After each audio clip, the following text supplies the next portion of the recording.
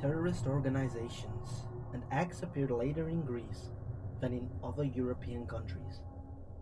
This delay is attributed to the 7-year dictatorship that had plunged the country into a quagmire of complete social control through the suspension of social and political rights and the erosion of institutions, as well as the fact that Greece was under foreign domination while internationally isolated because of the junta. The dictatorship had fallen in the summer of 1974 after the dramatic events of the coup against President Makarios and the subsequent Turkish invasion of Cyprus, while in Greece, the trial of its leaders began a year later. The country was coming out of the 7-year dictatorship with painful memories and consequences. Among them were those of persecution, torture, exile, and wrongful sentencing for thousands of people, as well as the subsequent development backlash, the state of being an economic backwater, and etc. The political opinions and behavior of a broad majority of Greeks were carefully recorded, and the security authorities kept a personal file on each Greek citizen. They were constantly brought in for interrogation on personal matters, while censorship and fear prevailed in every aspect of expression and communication. There are many detailed articles and books about this period, but we must point out that we were in the middle of a bipolar world with great tensions between the two superpowers. While abolishing every notion of legal order, the colonialist dictatorship imposed on Greece was supported by the American services, which during that period had overthrown many democratically elected governments around the world and imposed dictatorships on the pretext of preventing some of these countries from flipping to the Eastern Coalition countries. It took many years for the US to formally apologize for past actions and interventions, the consequences of which are still being documented and still have a traumatic effect on the collective memory of the Greek people. The terrorist organization, November 17th, made its first appearance in December 1975. That was when the CIA station chief in Greece was assassinated. Thus, the phenomenon of political terrorism, already present in other European countries, arrived in Greece. Initially, there was disbelief about the surfacing of Ni-17. The acts were considered to be the work of foreign perpetrators, or a settling of scores between US secret services. Greek society was unprepared for such a development. First suspicions were wrong.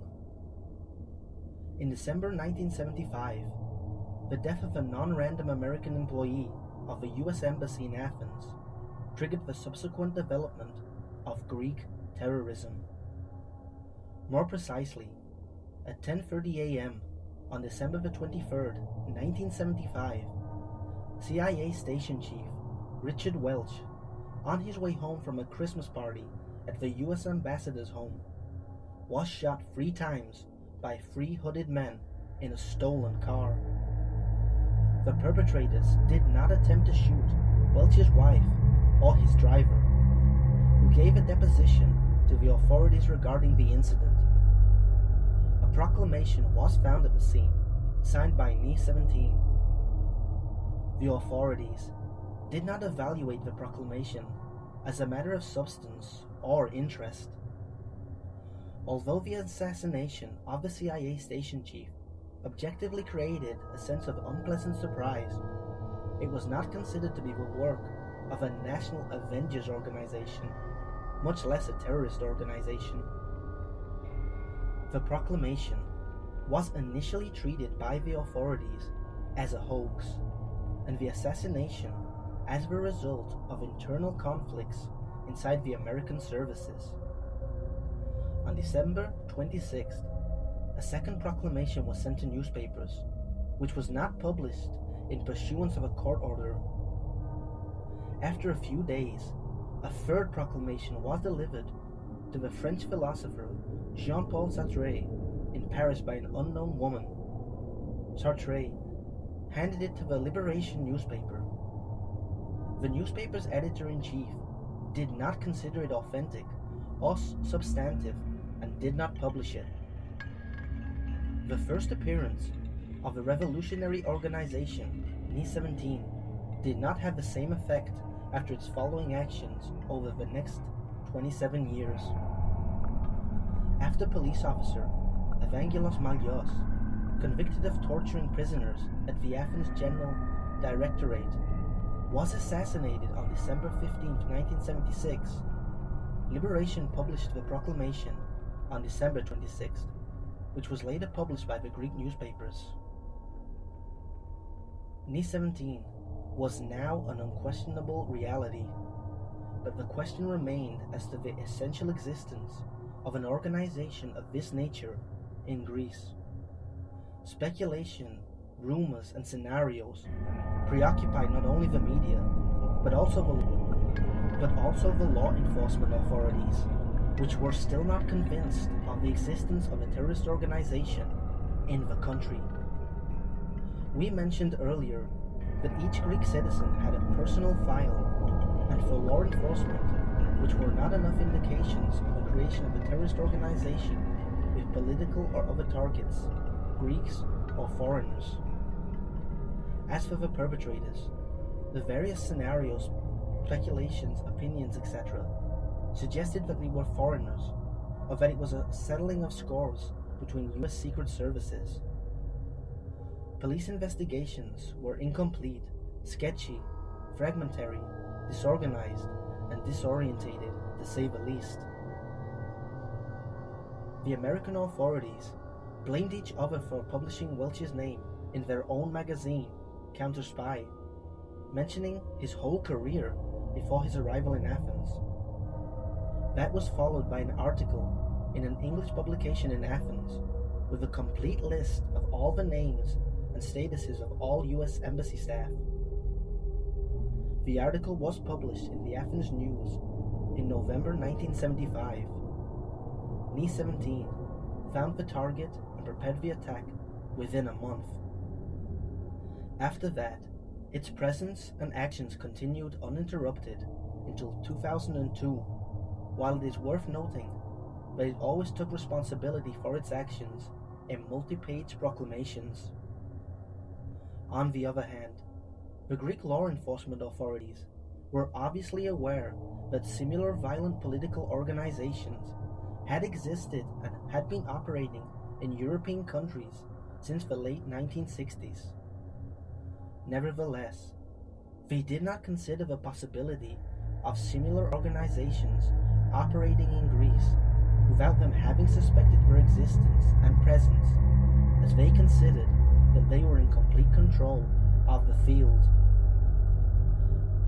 A society unprepared for terrorism when the proclamation was published in the Greek media, and citizens became aware of Welch's assassination, apart from questions about the sophistication and origin of the perpetrators and the surprise of their target choices, there was no record of any social dissatisfaction that could be behind such actions.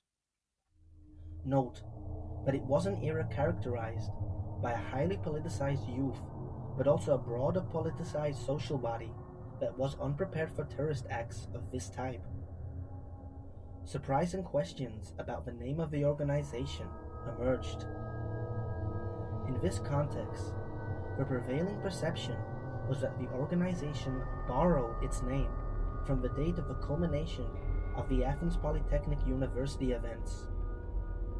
For some political circles, it was viewed as the exploitation of the uprising, while for others it was a form of political justification and a pole of reference. In fact, several years after the emergence and ongoing action of the organization, there had still been no serious attempt to systematically record citizens' views and how they perceived such actions. During the 27 years of its armed presence, they committed about 103 robberies, along with bombings and assassination attempts that resulted in 23 murders. The first generation of the organization's terrorists were replaced by the second, who after the 2002 arrests proved to have neither the ideological background, nor the knowledge, nor the political conception and composition of the first generation. The arrests revealed people with unsound ideology and problematic social behavior, while specific evidence allowed for the reflection on whether they were professionals paid to carry out murders of select high-interest targets. Of the first generation, only Alexandros Yotopoulos was arrested, while the rest were never identified and therefore not arrested by law enforcement authorities. Ultimately, the original generation, their thoughts, beliefs, and views on the possibilities of political violence remain unknown. It remains the genuine will of Greek society, but mainly of the state, to deal effectively with the chronic phenomenon of political violence and terrorism in Greece. The arrests of the second-generation members, a group of diverse perpetrators, obviously did not preoccupy the authorities so much as to consider it appropriate to conduct further investigations. Both the political and operational questions of so many years of armed action, as well as those regarding the huge sums of money from a plethora of robberies, remain unanswered. The case of the assassination of Richard Welch was not part of the November 17 trial.